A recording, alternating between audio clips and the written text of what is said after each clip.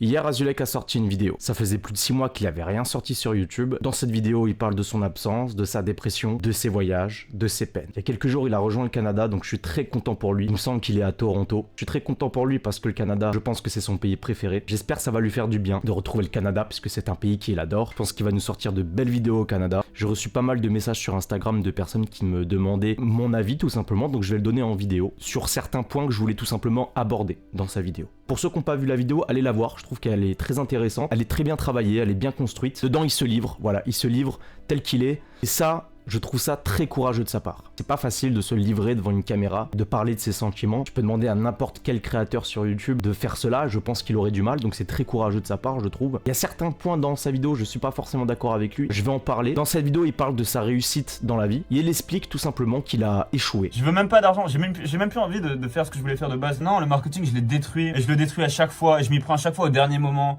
Et vous vous rendez compte à chaque fois que je me retrouve sans argent. Il y en a, ils disent, mais comment tu fais pour te mettre dans cette situation, mec? C'est tout simplement parce que je fais exprès. Je fais juste exprès. Je suis désolé les gars, je fais juste exprès. Et je suis vraiment désolé. Je fais juste exprès. Je fais juste exprès parce que j'ai pas réussi mon objectif de base. Et moi, ça a toujours été tout ou rien pour moi.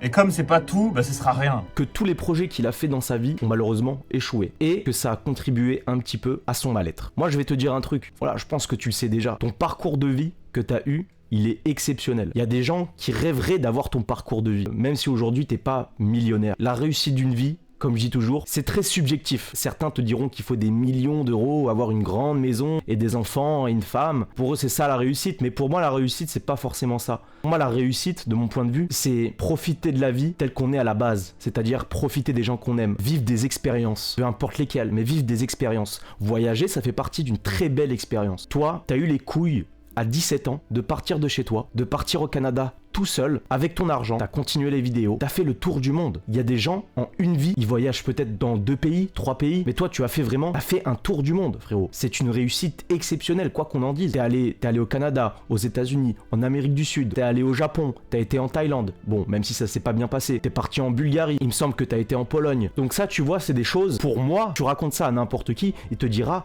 mais c'est exceptionnel. C'est une grande réussite. T'as réussi à avoir ton propre argent, t'étais indépendant, tu voyages, une grande réussite, quoi qu'on en dise.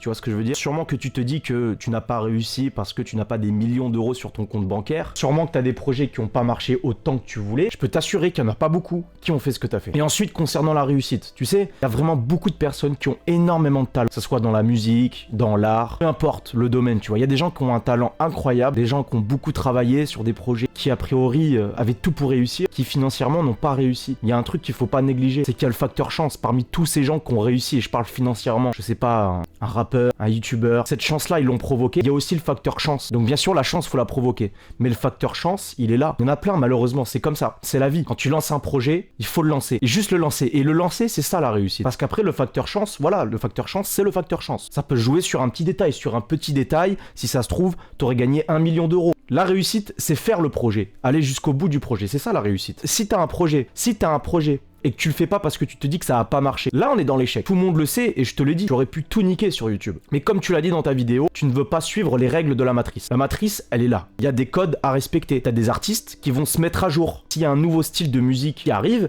et bah, les artistes vont se mettre à jour. Ils vont commencer à faire le nouveau style de musique pour attirer de nouvelles personnes. Toi, tu refuses ça. Tu refuses de comprendre que YouTube a changé, que YouTube, c'était plus comme avant. Avant, sur YouTube, tu pouvais regarder, tu pouvais mater un vlog comme on faisait au Canada. Maintenant, c'est plus compliqué. Les gens veulent consommer quelque chose de plus professionnel. Voilà, il faut se mettre aux normes. Oui, la matrice, elle est dure, c'est comme ça. Parce que sûrement, t'as envie de faire des vidéos pour le plaisir, mais ces vidéos-là, précisément ces vidéos-là, peut-être ne marcheront pas sur le nouveau YouTube. Donc oui, c'est dur, c'est comme ça. T'as abordé un sujet, à un moment donné, tu racontes que des abonnés français t'ont expliqué qu'ils étaient en dépression. Et toi, tu leur as dit, oui, c'est la France. Vous êtes en dépression, c'est la France. Ça, je suis pas forcément d'accord. On sait tous que tu détestes la France. La France a ses défauts, comme n'importe quel pays. Je suis totalement d'accord avec toi. Il y a beaucoup de mes abonnés qui me demandent, moi je suis dépressif, écoute, et je ne sais pas pourquoi. Et tous ces abonnés-là viennent de France, parce qu'il faut savoir que 72% de ma communauté viennent de France métropolitaine, donc France mainland. Moi, ça m'a gêné quand t'as dit ça.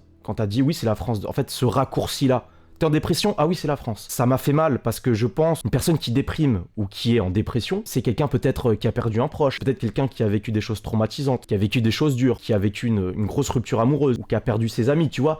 Et je trouve ça pas juste. Je trouve ça pas juste de juste dire ah oui c'est la France. Des gens dépressifs et en dépression, il y en a partout dans le monde. Des gens qui mettent fin à leur jour, il y en a partout dans le monde. Ça m'a un petit peu gêné. Voilà, peut-être qu'il s'est mal exprimé, moi ça m'a un petit peu gêné, qui disent ah oui c'est la France, c'est la France. Donc voilà, ça reste que mon point de vue. Ensuite, à un moment donné tu parles de la Thaïlande, donc tu dis que c'est un pays avec une grosse dictature. Pour rappel les gars, Azulek a fait 3 semaines de prison en Thaïlande parce qu'il a acheté quelque chose qu'il ne fallait pas acheter là-bas. Moi personnellement, j'ai passé 6 mois en Thaïlande et ça a été incroyable. J'ai passé des moments merveilleux, sauf le moment où Azulek s'est fait arrêter. Je sais que j'ai aidé pas mal de gens, il y en a beaucoup qui m'ont dit déjà ils sont allés au Canada grâce à moi. Mais d'ailleurs quand je vous parlais de voyage et de vibe fucked en France, t'as beaucoup de gens après ils vont en Russie, en Thaïlande. Et après ils font putain mais ici y a pas ces problèmes là, mais c'est trop bien ces pays, alors qu'ils sont dans des fucking dictatures. Avant que tu achètes cette chose en Thaïlande, je t'ai dit quoi? Je t'ai dit ne fais pas ça. Ne fais pas ça dans ce pays. Il faut aussi que tu apprennes à te dire ok, là j'ai merdé, là j'ai fait une bêtise. Alors oui, la Thaïlande c'est un pays, c'est une dictature militaire. La Thaïlande a beaucoup de défauts. La corruption, etc. Je suis complètement d'accord avec toi, c'est des choses qui doivent changer. Quand tu te rends dans un pays comme ça, tu sais que c'est une dictature militaire, que les lois par rapport aux drogues sont très strictes, tu te dois de respecter la loi. Moi j'ai respecté la loi, et j'ai passé 6 mois exceptionnels. Au lieu de dire certainement que ça t'a beaucoup marqué, c'est tout à fait normal que ça t'ait marqué, le fait d'être en prison en Thaïlande, c'était pas du tout facile, je conçois. Il faut que tu arrives aussi à te dire, ok, là j'ai fait une bêtise, voilà. Si tu avais respecté la loi, je suis sûr que ça serait super bien passé. Parfois c'est dur quand on a de l'ego de dire ah oui bon bah là j'ai merdé. Et je vais te dire un truc, il y a quelques mois j'étais en Indonésie, là-bas si tu prends des drogues, c'est la peine de mort. Il n'y a pas de recours d'avocat ou je sais pas quoi, c'est la peine de mort là-bas. Si t'avais fait ça en Indonésie, bah on serait peut-être tous les deux morts, parce que peut-être que moi ils auraient considéré que j'étais complice vu que j'étais avec toi sur le scooter,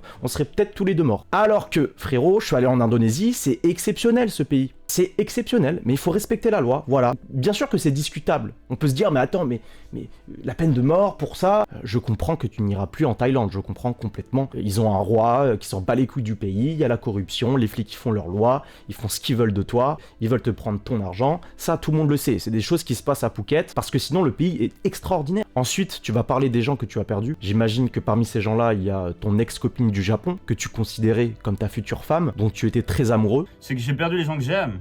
Et moi j'aime les gens pour toujours en fait. Je comprends totalement. Quand tu es avec une personne que tu l'aimes et que d'un coup il y a une rupture, souvent on se dit mais elle est irremplaçable. Sûrement que tu te dis qu'elle est irremplaçable. Sûrement que tu te dis que c'était la femme de ta vie et pas une autre. Ça, cette sensation, c'est une sensation que, voilà, après une rupture, une sensation que beaucoup de gens ont. Justement, ça les met très mal. Il faut que tu apprennes à faire le deuil de cette relation et que tu te dises que si ça se trouve, du jour au lendemain, tu vas rencontrer une fille dont tu vas tomber vraiment encore plus amoureux. Et tu vas te dire ah bah en fait je me suis trompé. C'était elle la femme de ma vie.